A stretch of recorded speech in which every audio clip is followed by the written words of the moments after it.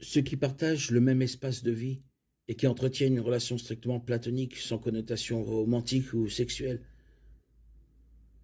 ne doivent pas être source de scandale envers le Seigneur et envers ceux qui savent que les deux partenaires vivent ensemble.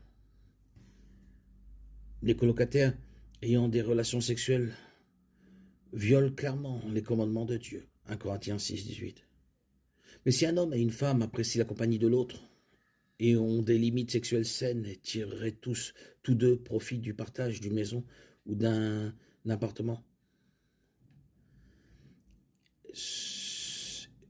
cela est-il toujours interdit? S'il y a plus de deux personnes dans la maison ou l'appartement, cela fait-il une différence? Ou si le logement n'est prévu que pour quelques mois ou un an ou non, pour une durée plus longue? Comment les chrétiens peuvent-ils discerner la meilleure voie à suivre dans leur situation particulière?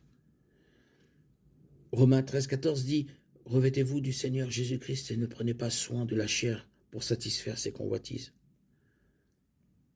Prendre des dispositions signifie que nous nous mettons dans des situations que notre chair faible n'est peut-être pas assez forte pour combattre. Un garçon et une fille de 14 ans allongés seuls dans le noir en train de regarder un film font des provisions pour la chair.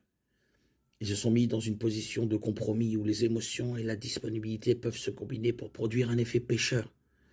Ainsi, lorsque deux personnes du sexe opposé qui s'apprécient déjà et s'entendent bien emménagent ensemble et jouent à la maison comme s'ils étaient mariés, ils peuvent créer une situation à laquelle aucun des deux ne s'attendait. Une fille qui se promène dans la maison avec seulement une serviette enroulée autour d'elle peut susciter des désirs indésirables chez sa colocataire. Une étreinte amicale et réconfortante de la part du garçon lorsqu'elle est contrariée peut facilement se transformer en quelque chose de plus dans la bonne atmosphère. Une question à laquelle tous les colocataires de sexe opposé doivent répondre honnêtement. Faisons-nous des provisions pour la chair en nous plaçant dans une situation de vie aussi intime?